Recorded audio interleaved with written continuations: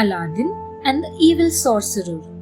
When Mustafa, a poor tailor, died, his wife was left to care for her lazy son Aladdin.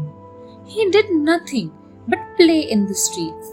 A stranger watched him, and one day, posing as Aladdin's uncle, he wept and hugged him and gave him costly gifts. Aladdin and his mother were puzzled, for they had never heard of his uncle. The man was actually an evil sorcerer from Africa. He took Aladdin to a mountain where he lit a fire and threw magic powder into it. A large stone door with a ring on it came out, and the sorcerer made Aladdin open it.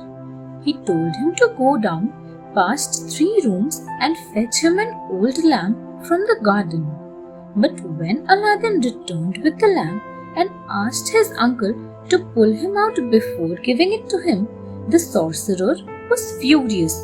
He pushed the stone, shutting Aladdin in the pit.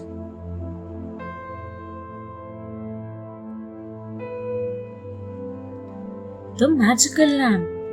Aladdin wept and prayed in the dark till he accidentally rubbed the lamp. Smoke filled the pit and a figure arose, saying, "I am here to serve you, master, for you own the lamp." The genie helped Aladdin escape from there and go home. After he had told his mother everything, the genie laid out a feast. Soon they became prosperous. One day, Aladdin saw the Sultan's beautiful daughter and he fell in love with her. He sent his mother with jewels to the Sultan to seek his daughter's hand in marriage. She did as he asked. The Sultan consulted his Wazir, who wanted his own son to marry the princess. He advised the Sultan to wait for 3 months. The Sultan, according to his Wazir's advice, asked the woman to wait for 3 months and then tell him if her son still wished to marry the princess.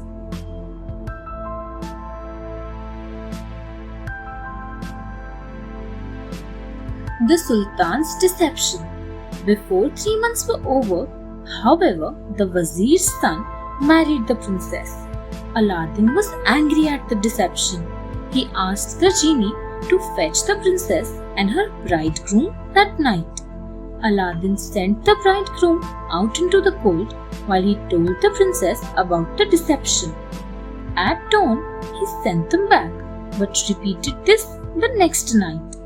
They told the Sultan, but the Wazir's son wanted to go back home. Once again, the Sultan sought the Wazir's advice and demanded jewels from Aladdin, carried by 80 servants, for his daughter. With the genie's help, Aladdin sent them to the Sultan. Then he rode down the streets, richly dressed and throwing gold coins to the people.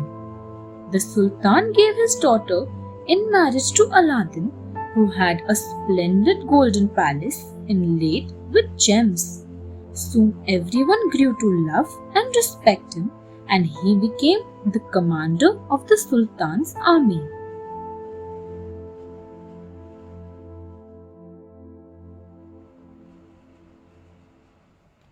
The Sorcerer Returns. The sorcerer had learnt of Aladdin's escape and that he was now rich and married to the princess. He returned in disguise as an old merchant, exchanging new lamps for the old ones.